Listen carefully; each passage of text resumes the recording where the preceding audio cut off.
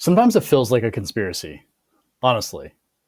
Like everyone knows the same shameful secret and is conspiring to keep silent to protect capitalism and to allow the privileged to stay privileged. Now, I understand that it probably isn't a conspiracy, but what is the secret? It's that poverty not only exists in one of the richest countries in the world, but it is also the cause of so much adversity and abuse for children that it is a hidden crisis in the United States.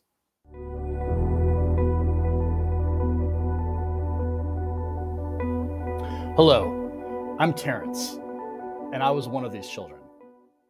Growing up, I experienced chronic poverty and all of the adverse experiences and scarcity of resources and protective factors that make up this marginalized world.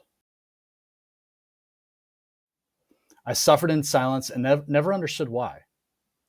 Now I do, and want to expose this age old issue fueled by social conditioning and misinformation that supports our collective ignorance while reducing empathy.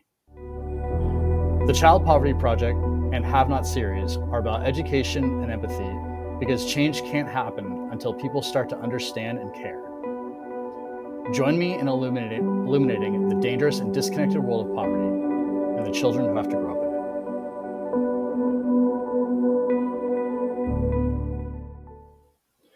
In the 1600s, those living in poverty in Europe and the United States were referred to as waste people, and the children of the poor were recycled waste, according to Nancy Isenberg in her book White Trash: The 400-Year-Old History of Class in America.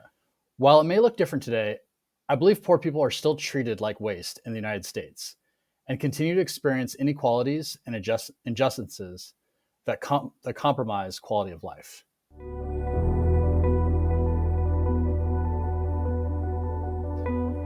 As a child, my home and neighborhood was avoided, and kids and adults either judged or ignored how impoverished I was and malnourished I looked. Kids threw pine cones at me and called me white trash, talked about how I was so skinny because I couldn't afford to eat, and made fun of my drunk, strung out mom and the shitty place I lived. Then I came home to chaos and abuse. I was one of the waste people. Because things were so bad at home, I spent as much time as possible at other kids' houses. Most of them were middle class and above, a lot more privileged than me, and I observed a stark contrast between their lives and mine.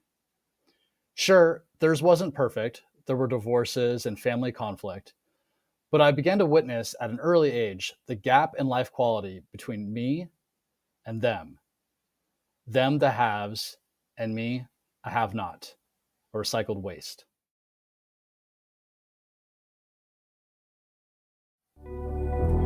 As an adult, my mental health declined as I struggled with depression, anxiety, shame, and self-worth issues. I couldn't shake the feeling that there was something seriously wrong with my childhood, but it took me decades to understand the cause. I had been socially conditioned to ignore and dismiss poverty as a culprit of adversity, and so had the people around me. But I started doing research and slowly started to connect the dots between the chronic and severe childhood trauma I experienced and child poverty. Sometimes I would bring up my concerns and findings, but the response I typically heard from people were things like, trauma happens in all types of homes and neighborhoods, or it's not just poor people that experience these things. For a long time, I was angry at these people for invalidating what I went through. But now I understand that they just didn't know any better. Because I believe there are two main reasons why child poverty is not a cause prioritized by our society. One, hundreds of years of generational social conditioning to ignore poverty and blame the poor for being poor. It's part of how capitalism sustains. Two, lack of awareness and representation. Over 80% of the population never experienced poverty, including most influential people and decision makers who aren't educated on child poverty. People struggle to empathize with people who are different from them, unless there's an intentional effort to understand the struggle. The journey to understand the adversity and abuse of my childhood was long and painful. But once I finally discovered that poverty was behind it all, I couldn't unsee it. It was like I had uncovered a conspiracy, exposed a lie in secret that is one of our country's oldest and most deeply ingrained, that we have been socially conditioned to believe for generations, that poverty isn't a problem that we should care about, that it's not a place where bad things happen for children at a rate that's much higher and more severe than children who don't live in poverty.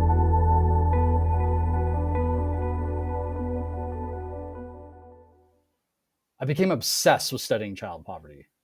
Unfortunately, but not surprising, it's not easy to find information on child poverty. But I learned that children living in poverty are 9 times more likely to experience childhood traumas and abuse. I also found that poverty is a leading cause of child abuse in the United States. I couldn't believe it. I'd been right all along. All those years of feeling invalidated and invisible because I was poor, I finally started to feel like that suffering child, that recycled waste, was seen. Many of the struggles I've had as an adult were starting to make sense. I have that twisted spirit, as Michael Harrington calls it in his book, The Other America. I had been provided some context. Because that's what poverty is. It's context. Context to everything a child experiences. All of the scarcity and all of the adversity. And context we waste people spend the rest of our lives trying to make sense of and heal from. So if this is a topic you're interested in, I hope you'll subscribe and check out the Have Not videos as I release them, which I'll try to do on a semi-regular basis. I know it won't be easy reaching people about child poverty because of all the social conditioning and biases I mentioned earlier, but my goal is for this video series to somehow break through these obstacles and barriers and help raise awareness and empathy so this hidden crisis is no longer ignored.